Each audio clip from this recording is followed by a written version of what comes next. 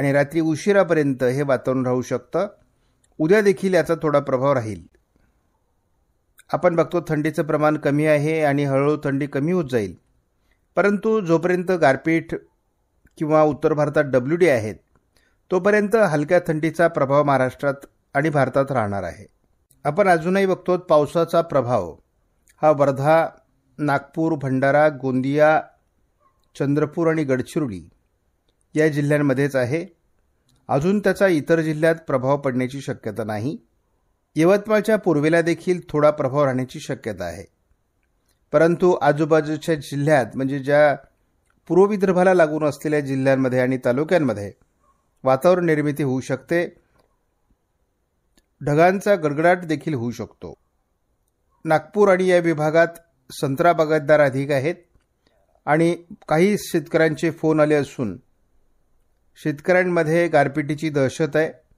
परंतु आपण सांगितलेल्या 4-5 जिल्ह्यांच्या व्यतिरिक्त फारशी गारपीट होण्याची शक्यता नाही.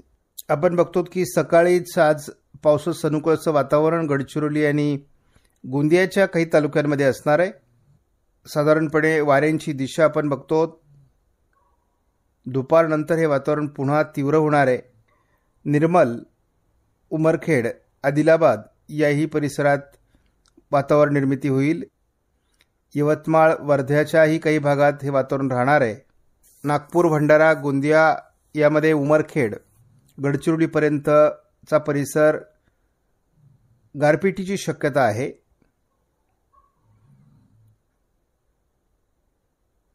यवतमाळ ते जवळपास चंद्रपूरपर्यंत आणि गडचिरोली ते जवळपास गोंदियापर्यंत पावसाळी वातावरण आज राहणार आहे. यात बऱ्याच ठिकाणी गारपीट होऊ शकते. परंतु हे संपूर्ण वातावरण केवळ 4-5 जिल्ह्यापुरतं मर्यादित आहे. म्हणजे गोंदिया, गडचिरोली जिल्ह्यात याचा प्रभाव अधिक राहील. नागपूर ते गडचिरोली असंही हे वातावरण राहणार आहे. थोडं वर्धा, यवतमाळ आणि चंद्रपूर या जिल्ह्यातही त्याचा काही फटका बसण्याची शक्यता आहे.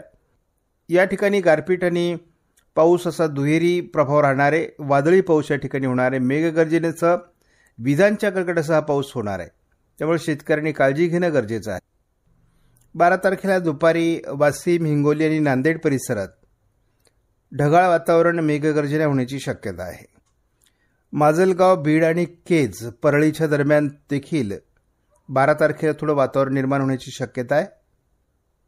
13 तारखेला बार्शी, पेठ, जामखेड, करमाळा आणि बीड या दरम्यान थोडं वातावरण निर्माण होण्याचा अंदाज आहे. मात्र हे वातावरण फारसं प्रभावी असणार नाही.